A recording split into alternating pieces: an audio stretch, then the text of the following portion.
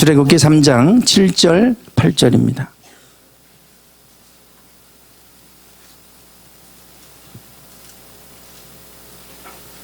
출애굽기 3장 7절 8절입니다.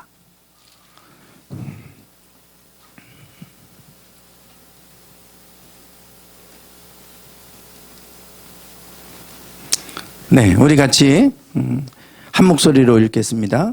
여호와께서 이르시되 내가 애굽에 있는 내 백성의 고통을 분명히 보고 그들이 그들의 감독자로 말미암아 부르짖음을 듣고 그 근심을 알고 내가 내려가서 그들을 애굽인의 손에서 건져내고 그들을 그 땅에서 인도하여 아름답고 광대한 땅, 젖과 꿀이 흐르는 땅, 곧 가나안 족속, 헷 족속, 아모리 족속, 브리스 족속, 히위 족속, 여부스 족속의 지방에 데려가려 하노라. 아멘. 네, 이 시간에 박연일 선교사님 나오셔서 하나님의 구원 경영이라고 하는 제목으로 말씀을 전해 주시겠습니다. 나오실 때는 박수로 좀 환영하겠습니다. 네. 우리 선교사님께서 뭐 잘 아시죠? 오실 때 선물을 사 오셨어요. 벌써 10년째 되셨다고 그러더라고요. 저희들이 우리 선교사님 후원하고 기도하고 같이 한 게 10년이 되셨다고, 저는 몰랐는데 10년 되셨다고 그래요. 그래서 의미 있는 선물을 사오셨다고 아까 주시길래 제가 그러면 우리 교회 모든 성도들이 보는 데서 좀 설명을 해주시고 전달을 해주시면 매우 의미 있는 선물이 될 것 같다고 제가 말씀을 드렸어요. 그래서 그 선물에 대해서 간단하게 설명해 주시고 전달하시는 전달식을 좀 갖겠습니다. 언제 합니까? 지금요?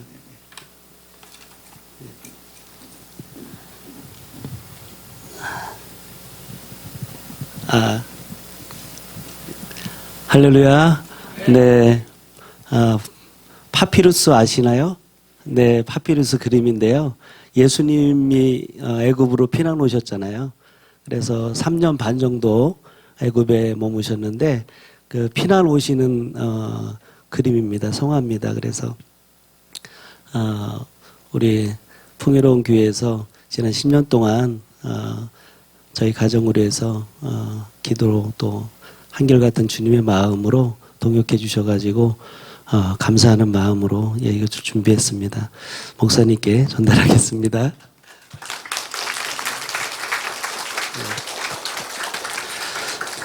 원래 이런 계획은 아니었는데 목사님이 아이디어가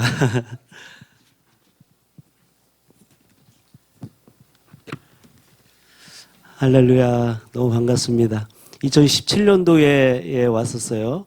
네, 다시 뵈니까 너무 반갑고, 올 때마다 풍요로운 교회는 참 영적으로 참 코드가 잘 맞고 너무나 올 때마다 힘을 얻고 가는 것 같아요. 그래서 기쁘고, 새벽부터 서울에서 왔어요. 그래서 너무나 감사하고, 다시 뵈니까 더 얼굴들이 이뻐지시고 멋있어지신 것 같아요.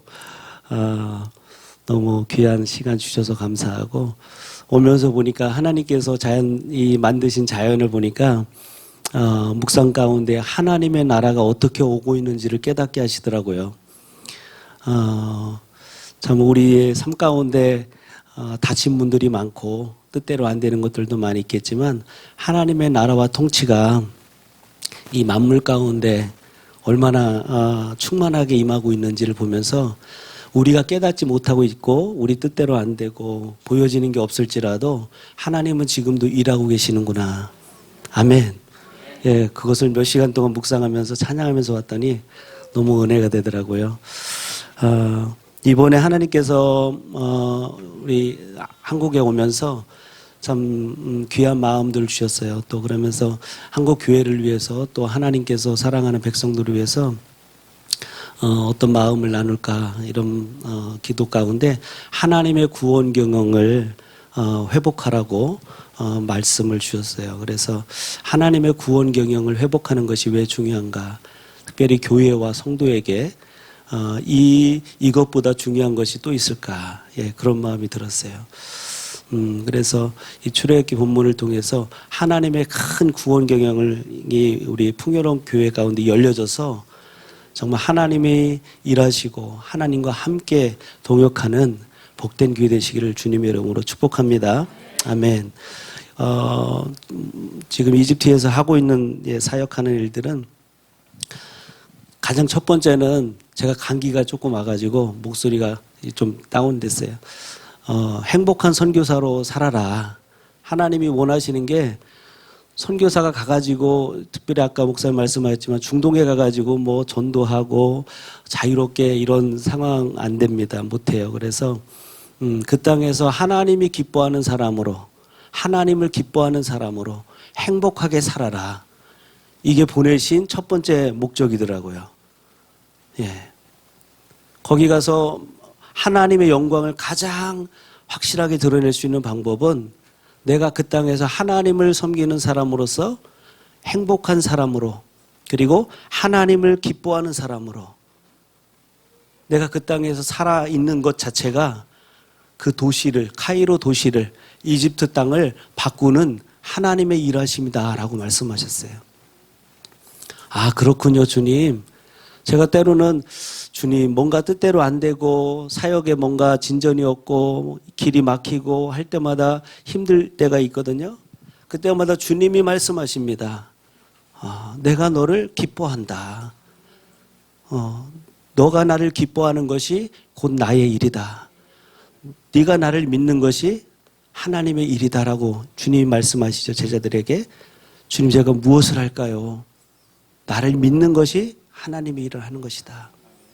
하나님께서 오늘도 하나님의 백성들이 있는 곳에서 하나님을 기뻐하는 것 그것보다 더 영광스러운 것이 없다.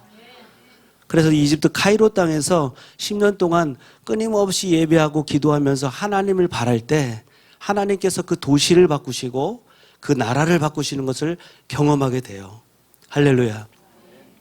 2011년도 사우라 이제 이집트 중동 혁명이 일어나는데 그것 이후에 지금 2019년 지금까지 지금 이집트 안에서 무슬림들 개종자들이 한 500만 명이 된다고 하더라고요. 제가 오기 전에 5월 달에 라마단 기간이었거든요. 라마단 기간에 얼마나 많은 무슬림들이 주께로 돌아왔는지 몰라요. 제가 아는 한 무슬림 개종자가 이제 가족들로부터 살해 위협을 받기 때문에 몰래 숨어서 살아요. 가족들도 떠나서 이제 생명을 걸고 숨어서 비밀리에 사는데 그 친구를 이제 돕는 같이 일을 하는데 라마단 기간 동안에 10명의 개종자가 자기 발로 그 숨어 있는 무슬림 개종 형제 그 형제 집에 노크를 하고 온 거예요. 똑똑똑 두드려서 문 열어주면 어떻게 왔냐고. 천사가 이곳으로 인도해서 여기로 왔다고. 주님을 만났다고. 지금 중동 땅에서 특별히 이집트 땅에서 하나님은 그런 일들을 하세요. 하나님의 초월적인 역사가 아니면 하나님의 초자연적인 능력이 아니면 무슬림이 한 사람이 개종시키는 것은 죽었다 깨어나도 못해요. 사람의 방법으로는 할 수가 없어요. 옛날에는 선교사님들이 가서 친구 관계를 잘 맺어서 친구가 되는 거예요. 그래서 관계전도를 하는 거예요. 관계전도. 우리도 한참 했잖아요. 그렇죠? 그것을 열심히 했어요. 3, 4년 공들여가지고 열심히 좋은 관계 맺어서 이제 예수님을 전하면 그 친구가 바로 친구에서 추방당하는 일들이 많았어요. 관계전도를 통해서는 복음이 들어가지 못하고 전도가 되지 않아요. 그러나 하나님이 역사하시면 그 순간에 바뀌는 거예요. 할렐루야. 그래서 무슬림 전도가 어렵다고 생각했는데 전혀 어렵지 않아요. 여러분이 기도하시면 하나님이 역사하세요. 그래서 라마단 5월 달에 한 달 동안에 얼마나 많은 사람들이 주께로 돌아왔는지 몰라요. 예. 그 10사람이 와서 노크를 하면서 똑같이 하는 말이 주님을 만났습니다. 주님이 이곳을 인도해 주셨습니다. 그곳이 가정교회가 돼서 하나님이 그곳에서 말씀이 그들에게 전해지고 하나님이 일하시는 현장이 되게 하시더라고요. 그래서 그 땅에 가 있는 선교사들이 그 땅에서 하나님 앞에 중보하면서 그 땅에서 예배하면서 그 땅의 영혼들을 올려드릴 때 하나님이 지금도 일하고 계시더라. 하나님이 지금 마지막 주 때에 엄청 바쁘신 것 같아요. 그렇죠? 예, 엄청 바쁘신 것 같아요. 여러분도 바쁘시죠? 제가 여기 한국에 와서 두 마음을 주셨어요. 하나님께서 한국교회에게 말씀하라 하신 두 가지가 있는데 노예인가 자유인인가? 나는 노예로 살고 있는가 자유인으로 살고 있는가? 오늘 하나님의 구원 경영과 같은 맥락입니다. 하나님의 백성들을 하나님께서 자유인으로 부르신 줄 믿습니다. 이 출애굽기에 제가 애굽에서 왔잖아요. 그래서 하나님께서 이 출애굽기를 풀어주라고 나누라고 하셨어요. 그래서 이 출애굽기를 통해서 하나님의 복음과 하나님의 나라와 하나님의 선교가 열려지기를 축복합니다. 아멘. 저 뒤에 계신 분 들리세요? 네, 잘 들리시죠? 네, 잘 들리면 손 한번 들어보세요. 예, 안 들리는 것 같아요. 뒤에는 여기 가운데 그룹만 반응이 좋으셔가지고 예, 잘 들리시죠? 예, 이 출애굽기를 통해서 하나님께서 제가 10년을 살았잖아요, 애굽에서요. 그러면서 하나님께서 이 출애굽기를 열어주시더라고요. 그러면서 이 출애굽기가 얼마나 중요한 책인지, 출애굽기가 열리면 하나님의 나라와 하나님의 일하심과 하나님의 복음과 선교가 열리는 걸 봐요. 하나님의 구원의 경영의 그 큰 그림이 성경 전체 안에 66권 안에 다 들어있지만 그것을 압축해 놓은 것을 찾아라 하면 출애굽기예요. 왜냐하면 이스라엘 백성들을 통해서 하나님이 실제적으로 하나님의 구원의 방법이 어떻게, 그 방향과 목적이 어떻게 전개되는지를 세세하게 기록한 책이 출애굽기이기 때문에 우리의 신앙에도 마찬가지라고 생각해요. 하나님이 우리 각자의 신앙 가운데 구원의 경영을 이루어 가고 계세요. 아멘. 끝났습니까? 끝나지 않았어요. 오늘 여러분이 주 예수를 믿고 하나님의 자녀가 되었지만 하나님의 구원 경영은 지금도 진행형이에요. 아멘. 그렇기 때문에 오늘 말씀이 우리 풍요로운 교회와 우리 모든 성도님들에게 정말 도전이 되고 필요한 말씀이 되기를 축복합니다. 하나님께서 지금도 그 일들을 이루고 계세요. 제가 이집트 땅에서 제일 중요하게 생각하고 있는 일이 기도와 예배예요. 기도와 예배. 제가 앞서서 주님 위해서 무엇인가 막 해보려고 했어요. 그랬더니 다 막히고 하나도 되지 않아요. 뜻대로. 낙심만 되더라고요. 3년 동안. 하나님 앞에 항복하고 하나님 그분이 일하시도록 구할 때 하나님이 일하심을 경험하게 돼요. 그래서 지금은 기도 네트워크를 해서 이집트 전역으로 지금 기도의 집을, 기도 개척 사역을 하고 있어요. 우리 기도 팀이 있어요. 10년 동안 지금 해오고 있는데 이집트 전역에 교회가 없고 또 사역자들이 없는 곳에 먼저 들어가서 그곳에서 중보하면서 말씀으로 선포하면서 기도할 때 그곳에 영적인 돌파가 이루어지고 그 교회가 그 지역에 일어나게 되고 중보자들이 일어나는 것을 보게 돼요. 사역자들이 카이로 중심으로 지금 많이 모여 있거든요. 선교사님들이. 그래서 하나님 지방으로 각 도시로 나아갈 수 있게 해주세요. 그리고 현지 사역자들이 그 도시로 들어가서 하나님 중보하면서 그 땅에 교회를 세우고 하나님의 선교가 일어나게 해주십시오. 그리고 이미 있는 교회들이 있어요. 그 교회들 가운데 하나님이 일하시고 역사해 주십시오. 하나님이 정말 그렇게 하시더라고요. 그래서 이집트 땅에 있으면서 가장 놀라운 것은 하나님의 일하심을 정말 가까이에서 볼 수 있게 되는 것. 하나님은 지금도 살아계시기 때문에. 그래서 매일의 삶 가운데 내 삶에 하나님의 십자가의 복음이 적용되어지고 그 십자가의 삶의 원리를 실천해가는 것. 그것이 제가 그 이집트 땅에서 살아가는 방법이고 내가 죽고 예수가 사는 삶이 선교사의 삶이고 여러분의 삶인 줄 믿습니다. 저와 여러분이 이 땅에 있든 이집트에 있든 세계 어느 곳에 있든 우리는 다 하나님의 자녀요 하나님의 선교사입니다. 이 두 가지 큰 기둥을 가지고 살아야 돼요. 아멘. 하나님의 자녀의 신분만 가지고 있는 것이 아니라 여러분이 이곳에서 선교사적인 삶을 사는 거예요. 아멘. 예. 꼭 외국에 나가서 그 땅에 있어야지만이 선교사가 아니라 여러분이 지금 이곳에서 하나님의 부르심의 자리에 있는 것, 그게 선교예요. 저 이집트 가기 싫었어요. 막 제가 가겠다고 한 게 아니었어요. 예. 나 중국 가고 싶다고 했거든요. 중국 쿤밍 쪽으로, 운남성 쪽으로. 근데 하나님께서 거기 아니고 여기다 하신 거예요. 그러니까 우리가 제일 중요한 것이 내가 있어야 될 자리가 무엇이고 어디이고 내가 해야 할 일이 무엇인가. 그리스도인에게 가장 중요한 것이에요.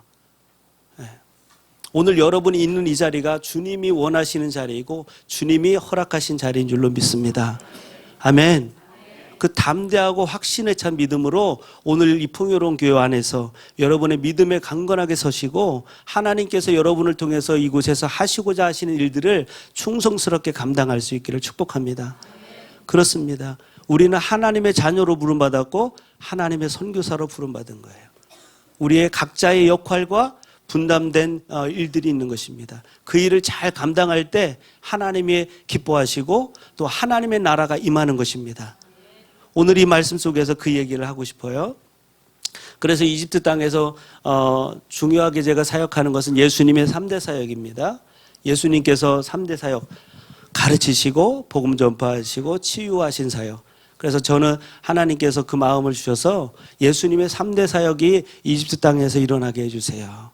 그래서 기도의 집 사역을 하고 그리고 목가담이라고 하는 쓰레기 마을에서 지금 거의 한 7, 8년 사역을 하고 있는데 이집트 안에서 이집트는 우리나라처럼 분리수거가 잘 안 돼요. 쓰레기가 그냥 다 길거리에 버려요. 그러면 새벽 그분들은 잠도 없어요. 그냥 뭐 수시로 다니면서 쓰레기 나오는 걸 다 수거해서 이 쓰레기 마을 목가담으로 다 가져가서 그것을 가족들이 다 둘러앉아서 분리수거해서 그것을 가공해가지고 그것을 팔아서 먹고 살아요. 그래 그 쓰레기 마을 안에서 사역을 하고 공부방을 하고 그리고 위생관리를 합니다. 위생관리하고 침사역도 하고요. 그래서 그 지역에 있는 교회와 또 그 지역에 있는 이 교육센터를 위해서 여러분이 기도해 주시면 좋겠고요. 한 150명 유치원 어린이들이 한 150명 되는데 그 아이들을 급식비를 지원을 하고 또 그 아이들의 부모들과 그 자녀들을 케어하고 그리고 그 주변에 있는 사람들이 아픈 분들이 너무 많아요. 병원에 가질 못해요. 너무나 비싸기 때문에 병원에 못 가기 때문에 이 일을 너무 많이 하시니까 그냥 그러니까 중노동이니까 어깨 통증 이런 질병들이 많으시고 아프신 분들이 많아요. 그래서 기도해주고 또 침 놔주고 그렇게 하면서 가정 방문을 하고 또 주변에 있는 그 이웃들을 돌보는 일들을 하고 있습니다. 그래서 하나님께서 그 목가담이라고 하는 쓰레기 마을에는 기독교인들이 한 90% 이상이 돼요. 그 이유가 뭐냐면 무슬림들이 기독교인들을 한 곳으로 몰아넣었어요. 그 집단총 이렇게 이 개토처럼 이렇게 만들어서 거기에 이렇게 모여 살게 만들었거든요. 그래서 그분들이 부모님들이 그들의 조상들이 정말 믿음으로 살면서 땅과 재산들을 많이 가지고 있었지만 그들이 믿음을 택했기 때문에 믿음 때문에 그들의 재산이나 땅을 빼앗기고 말았어요. 5세기, 6세기까지만 해도 이집트가 50% 넘는 기독교인들이었다고 해요. 그만큼 이집트가 복음화되어지고 이집트를 통해서 아프리카 선교가 이루어지고 중동 선교가 이루어졌던 것입니다. 그래서 이집트는 우리가 성경에서 애굽하면 애굽은 영적으로 세상을 의미하잖아요. 예. 그렇지만 하나님께서 애굽을 얼마나 사랑하는지 몰라요. 아까 제가 이 액자를 선물을 드렸는데 예수님이 피난 온 땅이에요. 그죠? 예수님이 만약에 헤롯에 쫓겨서 만약에 돌아가셨다면 어떻게 됐을까? 예, 물론 그런 일은 없었겠지만, 예. 예수님을 품은 땅이고, 아브라함을 품은 땅이고요. 요셉을 품은 땅이고요. 한번 성경을 한번 쭉 보세요. 하나님께서 애굽이라고 하는 나라를 어떻게 쓰셨는가? 이집트라고 하는 나라를 어떻게 쓰셨는가? 하나님의 큰 구원 경영 속에서 보면 하나님이 얼마나 놀라운 일들을 애굽 땅에서 이루셨는지를 알 수 있어요. 요셉의 창고를 통해서 그 기근 가운데서 얼마나 많은 사람들을 구원했는지 알 수가 있어요. 그렇죠? 하나님은 그런데 지금도 그 일을 하고 계세요. 그 일이 끝난 것이 아니더라고요. 하나님께서 그 땅에서 영적 출애굽을 지금도 시키고 계시더라고요. 하나님은 지금도 그 땅에서 일하고 계시고 중동 땅에서 일하고 계세요. 그래서 그 땅에서, 이집트 땅에서 예수님의 3대 사역, 가르치고 복음 전파하고 그리고 치유하는 사역을 위해서 기도하면서 그 일을 하고 있습니다. 또 한 가지는 무덤 마을이 있습니다. 그 목가탐 옆에 한 100만 정도가 사는 큰 무덤 마을이 있는데 그 도시 한가운데 무덤이 있는데 그 무덤에 사람들이 사는 거예요. 예. 그래서 시골에서 온 사람들, 가난한 사람들, 집 없는 사람들이 무덤을 관리해 주면서 그 무덤을 집 삼아서 사는 거예요. 예, 어마어마하게 큰 카이로 안에 큰 무덤 마을이 있는데 아무도 그 사역을 안 하고 있어요. 그래서 그 땅을 지나갈 때마다 하나님께서 부담을 주셔서 이제 그 가정들을 방문하기 시작했어요. 그래서 아프신 분들이 너무 많고 또 너무나 가난하게 사시기 때문에 계란 한 판도 사다 주고 필요한 것들을 나눠주고 하면서 친구가 되고 또 그분들에게 가까이 다가가면서 예수님 사랑을 전하고 있습니다. 하나님께서 그 일을 너무 기뻐하신다라고 하는 마음이 있고요. 아무도 돌보지 않거든요. 그들은 다 무슬림들이에요. 쓰레기 마을 쪽에는 기독교인들이 많이 있는데 하나님께서 그 땅을 지나갈 때는 내 백성을 위로하라 라고 말씀하셨고 그 무덤 마을을 갈 때는 에스겔 37장을 통해서 하나님의 영으로 대언하라. 이 백성을 위해서 살아나도록 선포하라고 대언하라고. 하나님의 생기가 이 죽음의 땅, 이 도시 가운데 들어가서 하나님 이 땅에 있는 영혼들이 살아나도록 내가 선포하라고 하시더라고요. 그래서 그 땅에 들어가서 그 일을 하고 있고 그러면서 방송 선교를 통해서 하나님의 복음이 전파될 수 있도록 중동 선교는 위성이나 유튜브 방송이 참 필요한 땅이에요. 그래서 이제 덥기 때문에 일 끝나면 거의 집에서 텔레비 보고 쉬거든요, 사람들이. 그때 위성 방송을 통해서 복음이 많이 전해지고 있어요. 기독교 방송들이요. 그래서 제가 아는 친구가 그 일을 오랫동안 해오고 그래서 그 친구를 지금 협력하면서 그 친구가 여러 세계의 기독교 방송들을 영어로 된 것을 아랍어로 번역해서 다시 재올리는 그 선교를 일을 하고 있는데 하나님께서 그 친구를 도우라고 그런 마음을 주셨어요. 그래서 그 일들이 더 활발하게 일어나서 정말 더 효과적으로 많은 젊은이들이 많은 사람들이 복음을 들을 수 있는 기회를 열어주는 것 그것이 필요하다라고 말씀하셔서 그 친구를 돕기로 했습니다. 그런 마음을 가지고 있어요. 그래서 하나님께서 지금도 이 이집트 땅에서 나무가 자라고 있지 않는 것처럼 자라는 게 보이지 않죠. 식물들이 자라는 게 보이지 않지만 자고 일어나면 조금씩 자라는 것처럼 하나님의 선교가 하나님의 나라가 그렇게 임하더라는 거예요. 겨자씨 하나 같지만 그것이 자라면 얼마나 놀라운 생명을 품게 되는지 그게 하나님 나라 원리예요. 교회도 마찬가지입니다. 예. 하나님의 일하시면 그렇게 일하세요. 막 시끌벅글하게 막 그렇게 일하시지 않더라고요. 오늘 우리 마음 가운데도 하나님의 나라가 임할 때도 하나님이 그렇게 일하세요. 아멘. 네. 자, 아까 제가 노예인가 자유인인가라는 주제를 나눴어요. 그 하나님께서 한국교회 성도들이요 자유하라고 복음으로 다시 돌아오라고 말씀하시는 것이죠. 예수 그리스도를 떠나면 우리의 삶에 우리 그리스도인들이 생명을 잃게 되고 더 이상 그 사람은 그리스도인이라고 할 수 없어요. 또한 우리 대한민국을 오면서 한국교회를 오면서 오늘날 너무나 많은 이슈가 있는데 그 이슈들 속에 파묻혀 있다라고 하시더라고요. 그런데 하나님의 이슈를 붙잡지 않고 있다. 하나님의 이슈에는 관심이 없고 세상 이슈에 너무 관심이 많다. 그 마음을 주셨어요. 여러분 어떠세요? 오늘날 우리에게 많은 이슈들이 있죠. 삶의 문제들이 있죠. 이 사회에 문제가 있고 우리의 삶 가운데 많은 이슈들을 가지고 있어요. 관심을 끌 수 있는 많은 문제들을 가지고 있어요. 그런데 교회가 가져야 될, 그리스도인이 가져야 될 최고의 이슈가 뭔가? 뭘까요? 정답은 여기 아니네. 제목이 있죠. 오늘 말씀 제목에. 네, 제목이 뭡니까? 네, 하나님의 구원의 경영. 하나님 나라의 구원 경영입니다. 이것은 세상이 대신해 주지 않아요. 그렇죠? 세상은 아무 관심이 없어요. 오히려 이 일을 방해할 수 있어요. 못하게 할 수 있어요. 기도도 누가 대신해 줄 수 없어요. 하나님 나라의 구원 경영에 하나님의 백성들이, 교회가 이 이슈를 잃어버린다면 정말 치명적이죠. 그래서 하나님께서 이 말씀을 나누라고 하시는 것입니다. 하나님의 구원 경영의 그 이슈, 이것이 교회와 성도가 이 땅에서 존재하는 가장 중요한 이유이고 핵심이다. 그것을 위해서 우리는 얼마나 달려가고 있는가, 그것을 위해서 얼마나 열망하고 있는가, 하나님의 그 관심이 어디에 있는가, 하나님이 지금 이루어가고 계신 그 구원 경영 가운데 내가 어떻게 참여하고 있는가, 우리 교회가 그 일에 어떻게 헌신하고 있는가, 그것이 오늘 우리 삶 가운데, 우리 교회 가운데 열려져서 더욱더 하나님과 함께 연합하는 그런 복된 삶이 되기를 축복합니다. 이스라엘 백성들이 출애굽해서 나오죠.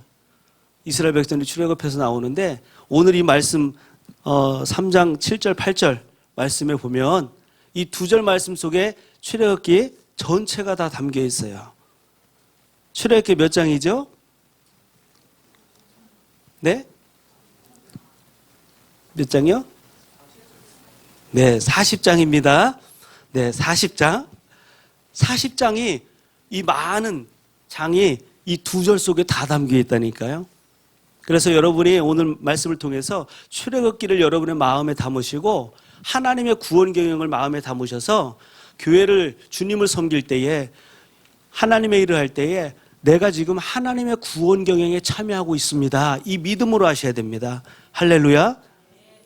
할렐루야. 구원받은 성도에게 이것만큼 영광스러운 것이 없고 이것만큼 기쁜 것이 없어요. 그런데 우리가 무엇을 위해서 일을 하고 어디로 가야 할지 목적이 불분명하면 주님의 일을 할 때에, 교회를 섬길 때에, 하나님의 자녀로서 이 땅에 살아갈 때에 방황하고 맥이 빠지는 거예요.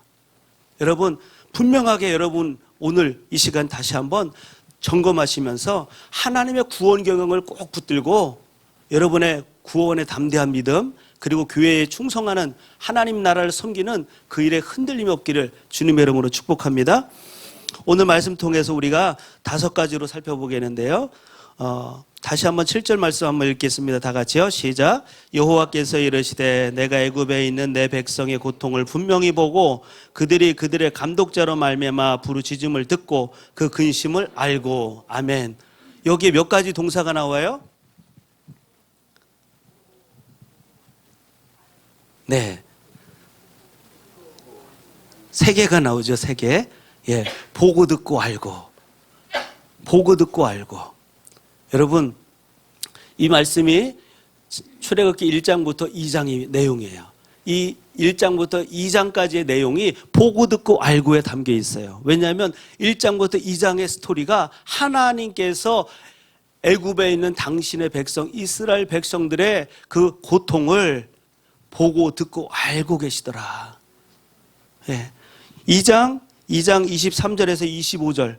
이스라엘 백성들이 지금 어떤 모습에 있는가 한번 같이 볼까요? 한번 같이 읽겠습니다. 23절에서 25절이요. 시작. 내가 여러 해 후에 애굽 왕은 죽었고 이스라엘 자손은 고된 노동으로 말미암아 탄식하며 부르짖으니 그 고된 노동으로 말미암아 부르짖는 소리가 하나님께 상달된지라. 하나님이 그들의 고통 소리를 들으시고 하나님이 아브라함과 이삭과 야곱에게 세운 그의 언약을 기억하사 이스라엘 자손을 돌보셨고 하나님이 그들을 기억하셨더라. 할렐루야. 아멘. 이 말씀이 1장과 2장에 이스라엘 백성들의 그 상황을 말하고 있어요.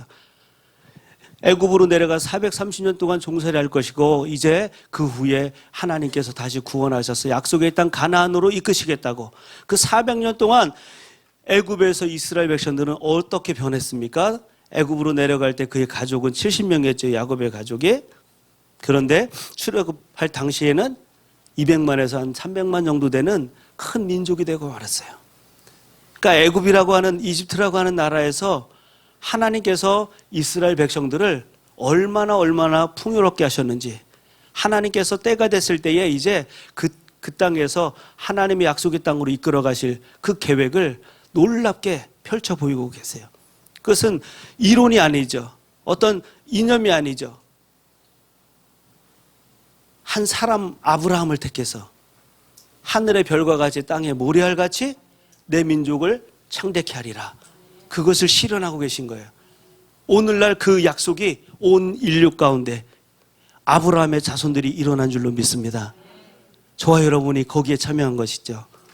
그 역사를 생생하게 아브라함과 이삭과 야곱, 요셉을 통해서, 이 족장들을 통해서 하나님께서 애굽에서 인큐베이터 같은 그 땅에서, 고센 땅에서 풍성하게 하셔서, 번성하게 하셔서 하나님께서 이제 때가 됐을 때 출애굽하시는데, 그냥 나가라고 하려고 하니까 이스라엘 백성들이 430년 동안 그 땅에 사니까 나가고 싶겠어요, 안 나가고 싶겠어요?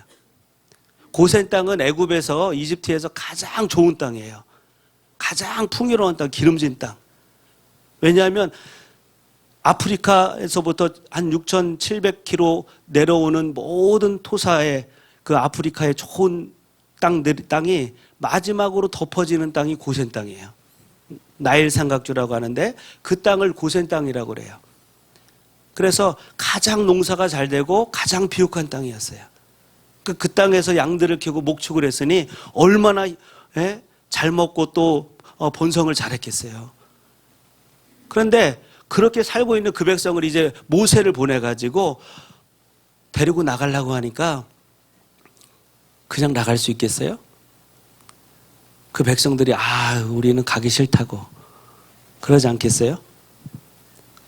아니 뭐 여기가 좋사원이죠. 너무나 좋은데, 가장 고대의 풍요로운 땅이고 가장 좋은 비옥한, 가장 좋은 것이 많은 문명의 발상지이고 가장 풍성한 땅에, 그 땅에 살고 있는데 하나님이 나가라고 나갈까요? 가나안 땅으로 가라고 한다고 가겠어요? 그러니까 하나님께서 하시는 방법이 요셉을 알지 못하는 왕을 세워서 그 백성에게 고통을 주기 시작하시는 거예요. 고통을 주기 시작하셨어요. 그들이 어떻게 해요? 부르짖기 시작하는 거예요. 부르짖기 시작했어요. 모세를 준비하시는 그 기간 동안 엄청난 고통을 당하게 돼요. 그 고통 가운데 신음하는 소리를 하나님께서 들으시고 보시고, 하나님의 방법이, 오늘 우리에게 부르짖을 일이 있다면 하나님께서 부르고 계신 거예요. 사인을 보내고 있는지는 몰라요. 아멘? 여러분 부르짖고 계세요? 하나님은 살아계십니다. 하나님은 보고 듣고 알고 계세요. 이스라엘 백성들이 이제 그 땅에서 떠날 때가 됐을 때 하나님의 아이디어가 고통이었어요. 고통. 하나님은 지금 저와 여러분에게도 왜 고통을 주실까? 하나님의 은혜입니다. 너무 싫죠. 힘들죠. 그러나 하나님의 사랑이고 은혜예요. 하나님은 지금도 저 여러분의 모든 상황과 형편을 보고 듣고 알고 계세요. 이스라엘 백성들을 돌보셨던 것처럼 저 여러분을 돌보고 계세요. 그게 1장부터 2장까지 이스라엘 백성들을 향한 하나님의 마음이에요. 하나님의 마음. 출애굽기 1장, 2장 이렇게 요약해 드릴 수 있습니다. 그래서 부르짖는 자에게 하나님은 지금도 은혜를 주신다. 오늘 우리의 교회에게 부르짖는 기도의 회복이 있기를 축복합니다. 네. 목사님이 기도 목소리가 딱 있어서 더 은혜가 돼요. 네. 풍요로운 교회가 기도하는 교회구나. 네. 너무 감사해요. 정말 부르짖어 기도하는 교회를 위해서, 민족을 위해서, 나라를 위해서, 복음화를 위해서, 하나님의 나라 구원 경영을 위해서 여러분이 기도하면 하나님이 여러분의 문제를 풀어주세요. 여러분의 문제, 자녀 문제, 인생의 문제들 있죠? 그걸 먼저 구하지 마시고 하나님의 나라와 의를 구하세요. 그것이 하나님의 구원 경영을 이루는 방법이에요. 그러면 하나님께서 여러분의 모든 삶의 문제는 덤으로 풀리는 거예요. 저는 이집트 땅에서 그걸 경험합니다. 하나님 앞에 나를 드릴 때 하나님이 일하시는구나. 하나님이 역사하시는구나. 하나님이 바쁘시구나, 나를 위해서. 여러분이 일하면 여러분이 일하는 것 뿐이에요. 그러나 여러분이 주님을 위해서, 하나님 나라를 위해서 일하면 하나님이 일하시는, 여러분을 위해서 하나님이 일하시는 인생이 되는 거예요. 할렐루야. 이제 하나님께서 그 일을 이 애굽 땅 이스라엘 백성들에게 하신 것처럼 오늘 저와 여러분에게도 일하시기를 원합니다. 부르짖는 기도가 회복되어서 정말 이때에 그 어느 때보다도 강력하게 부르짖는 기도가 일어납니다. 예레미야 33장 3절 말씀처럼 내게 부르짖으라고, 내가 내게 응답하겠고 크고 비밀한 일을 내게 알려주겠다고 주님 말씀하시는 것처럼 부르짖는 기도를 통해서 하나님의 여러분에게 일하시는 역사들이 일어나길 원합니다. 하늘 문이 활짝 열리길 원합니다. 두 번째로 8절 말씀에 한번 볼까요? 거기에 보면 첫 번째 나오는 동사가 또 하나 있어요. 뭐가 있어요? 내가 내려가서 라고 말씀하고 있어요. 이 내려가서 3장부터 11장의 말씀이에요. 이 말씀에서 하나님은 찾아가셔서 일하시는 하나님이에요. 이제 하나님이 보고 듣고 알고만 계신 분이 아니에요. 여러분의 인생 가운데, 하나님의 교회 가운데 하나님 보고 듣고 알고만 계신 분이 아니에요. 이슬람에서 믿는 알라, 그들이 우리 기독교의 하나님과 같다라고 착각을 하는데 그것이 아닙니다. 그들의 신은 태양신을 섬기는 거예요. 알라는. 그래서 그 신 알라는 그들의 교리상 코란에 보면은 그들은 그 알라가 너무나 두렵기 때문에 무서워서 복종하는 거예요. 무서워서. 그리고 그 알라는 전능하기 때문에 인간에게 찾아오지 못해요. 인간에게 도움을 주지 못해. 오질 못해. 그러나 우리가 믿는 하나님 어떤 분이세요? 전능하신 하나님일 뿐 아니라 우리에게 직접 오시는 분이에요. 할렐루야. 그래, 너희가 믿는 하나님, 우리가 믿는 하나님 같다라고 말하는데 아닙니다. 오늘 우리가 믿는 하나님은 전능하신 하나님일 뿐 아니라 우리를 위해서 이 땅으로 내려오신 분이에요. 성육신하시는 분이에요. 할렐루야. 오늘 하나님께서 이스라엘 백성들을 구원하시기 위해서 하나님이 친히 내려오시는 거예요. 찾아오셔서 일하시는데 하나님께서는 하나님의 일하신 가운데 사람을 통해서 일하세요. 모세라고 하는 한 인물을 통해서 하나님이 일하고 하나님이 역사하시더라. 그 내용이 3장부터 11장에 있는 말씀이에요. 하나님은 지금도 찾아가셔서 일하세요. 지금도 여러분이 신음하며 고통하며 부르짖을 때 하나님이 구체적으로 일하세요. 죽으신 하나님 아니죠? 우리가 믿는 하나님, 살아계신 하나님, 지금도 역사하시는 하나님인 거예요. 하나님께서 3장부터 11장에서 모세를 항복하게 만들어요. 그죠? 모세를 떡이나무 불꽃 가운데 호렙산에서 40년, 80년 시간 하나님께서 애굽에서 40년, 광야에서 40년 철저하게 훈련시키신 후에 하나님께서 호렙산에서 항복하게 하시죠. 그리고 항복한 모세를 통해서 누구를 항복하게 하세요? 바로를 항복하게 하세요. 바로를 항복하게 하세요. 바로가 얼마나 강팍했는지 그냥 보내겠어요? 그 엄청난 인력, 노동 인력을. 그런데 하나님이 어떤 방법으로요? 10가지 재앙을 통해서. 그 10가지 재앙은 바로의 항복일 뿐 아니라 애굽이 믿고 있는 신은 다신논이에요. 다신논. 그래서 수많은 신들이 있었는데 이 10가지 재앙 속에 대표적인 신들을 하나님이 심판하신 거예요. 할렐루야. 세상의 신들에 대해서 하나님이 심판하신 거예요. 하나님께서 일하시는 방법은 지금도 하나님의 대표자를 세워서 일하고 계신다는 거예요. 여러분, 저와 여러분이 하나님의 대표자가 되기를 축복합니다. 아멘. 하나님 나라의 대표자가 되시기를 축복합니다.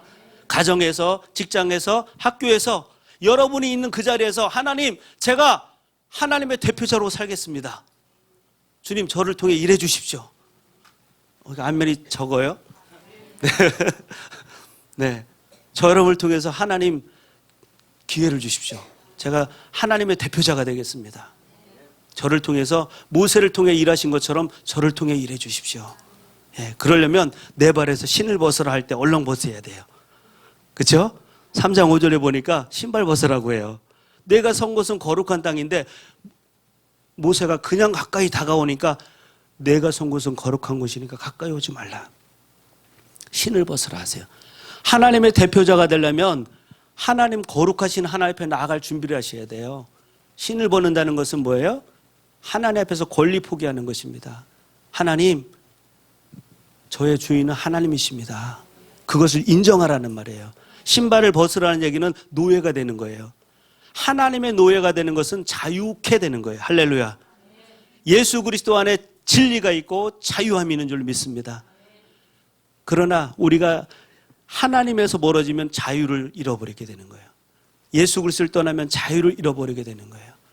오늘 자유 싸움이에요. 자유 싸움. 진리가 우리를 자유케 하는 것입니다. 예수 그리스도가 우리를 자유케 하는 것입니다. 하나님의 말씀이 우리를 자유케 해요.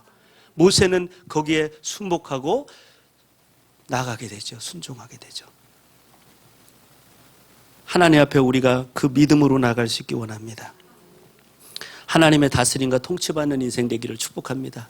하나님이 지금도 내려오셔서 하나님의 백성들을 구원하시는데 대표자를 통해 일하고 계신 것처럼 하나님이 저와 여러분이 오늘 있는 곳에서 하나님의 대표자로 나아갈 수 있기를 원합니다.